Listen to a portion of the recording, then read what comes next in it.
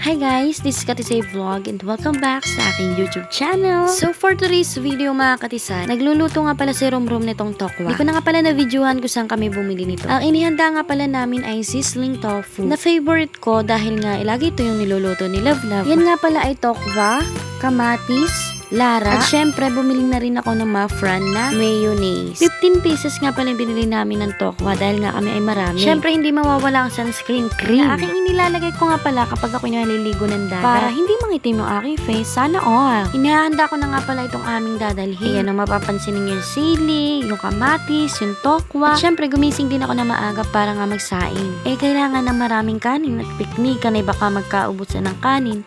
Ay di may reserve ba? At yun, naghiwa-hiwa na nga pala kami ng tokwa. Actually, wala akong tinulong kay Love Love.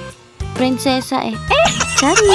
Ginagaya ko na nga pala yung aming dadalhin sa balute. At ito lang yung maiaambag ko, oo. Dahil si Love Love na ngayon nagluluto, abay siya pang gagawa nito. Inilipat ko na nga pala yung kanin dito sa Tupperware para hindi gaanong mabigat yung aming dadalhin. Ang usapan nga palang oras ay 8 AM. Dapat nandun na kami sa ungon. Sabi ko nga, intayin kami dahil nga nagluluto pa kami. At isa pa dito ay wala kaming mahanapan kanina ng tokwa. Kaya yun, kung saan kami nagkabiwili. Wala nga pala kaming service. Kaya yun, ang hiram muna kami kay ate ng motor. Thank you palagi ate. Bigla nga palang yung chat dito yung aking kapatid dahil nga sabi nga bumili daw kami ng singkamas, mangga at saka daw ng pakwan. Akin nga palang isinuot itong aking shades dahil nga pag nasisikatan ng araw yung aking mata ay napakasakit. Kaya yun mga katisay, alis muna kami at kami ay pupunta ng palengke. Medyo late na nga kami ngani. Kaya on the way na ngani. O siya mga katisay, samahan nyo kami papunta ng palengke. Bye!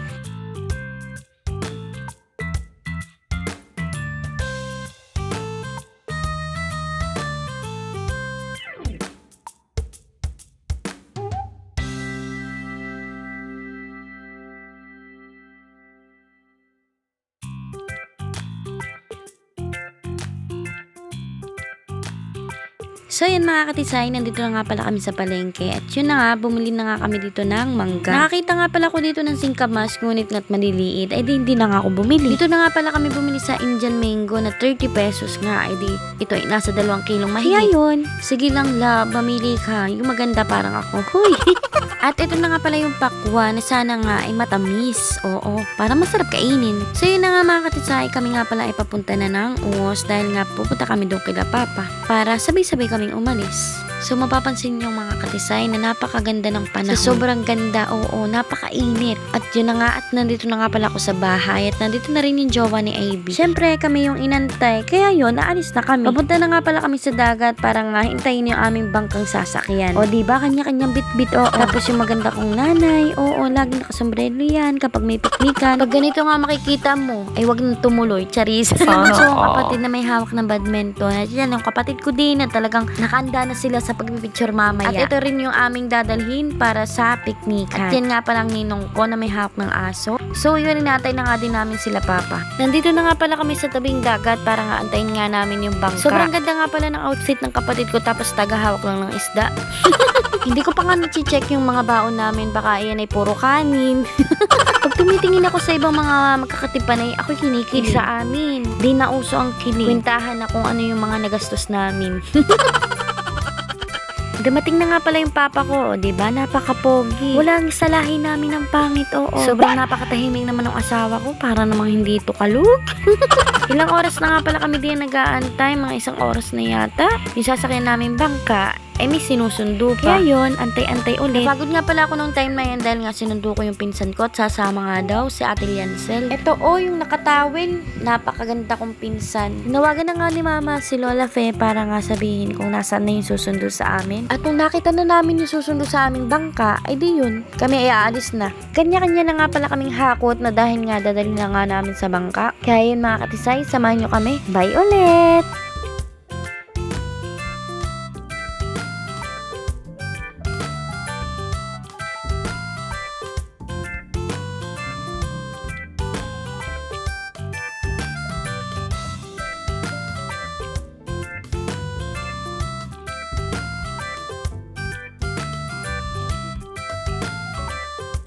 So yun na nga mga katisay, nakasakay na nga pala kami sa bangka at kami nga ay 11 na katao. O siya mga katisay, samahan nyo kami hanggang sa pagpunta namin ng Balute. Bye!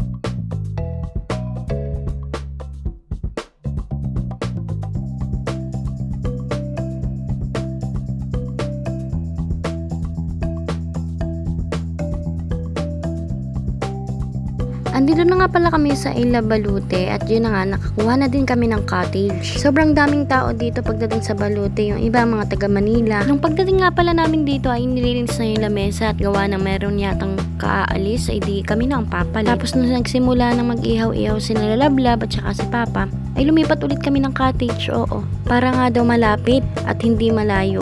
Tama nga naman. Pagdating nga sa ihawan ay dyan maaasahan yung dalawa si Papa at saka si Lablab. O di ba ga nagkakasundo, parang sila pa yung mag-ama. Parehas pa ng kulay. Sinimulan na nga pala ni Papang magdikit dito para nga maihaw na yung isda. Siyempre, pulutan yan, hindi ulam.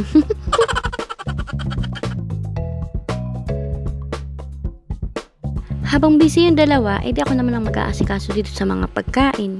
At ito nga pala yung aking inhanda ni Love na tofu. At iyan, ginayak ko na para kakain na lang kami.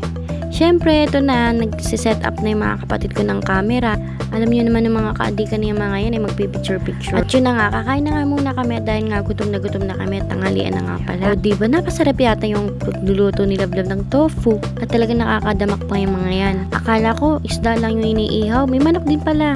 Karning manok. Baka pag manok ay buhay pa, diba ka?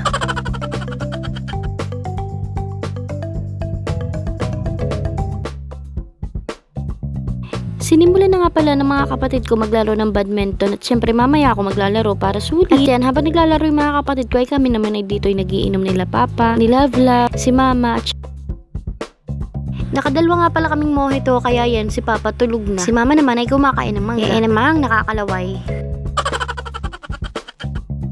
Sa laki ng cottage ay tinaman naman ng kapatid ko. Sa lapag pa, sa buhangin pa nakaupo. Oo talaga naman. Huwag kang kinaian, baka mahalatang dumagat. Hindi ko na nga pala nabidyohan kung paano kami maligo. Siyempre, marunong kami maglangoy. Hindi ko na dinala yung camera at baka nga mawala sa dami ng tao. Kami naman hindi nagtatagal sa tubig at talaga namang pag binabanas lang saka lang lulubo. Ay nakakailang kain na kami. Ay tingnan mo naman napakasarap ng ulam. At dito na nga pala nagpicture-picturean kami. Pinakang memories namin kasama ang mga ninong ko at saka si ate. Katapos nga pala namin magpicturean ay di uwi. Back to reality na naman tayo mga karisay. At talaga naman. Kaya sinulit na naman namin dito sa maghapon sa Balute. At buti na lang din nagkinaya kami dito ng bangka at talaga namang matataba na. Ay sobrang bigat. Ay baka lumubog. Diyos ko. Mapapansin nyo rin din mga katisay na tinutulungan na ni Love na mapahila itong bangka. Talaga naman sa sobrang bigat ay hindi na mahila-hila. O siya mga katisay aking i-montage para makita nyo ang ganda ng dagat.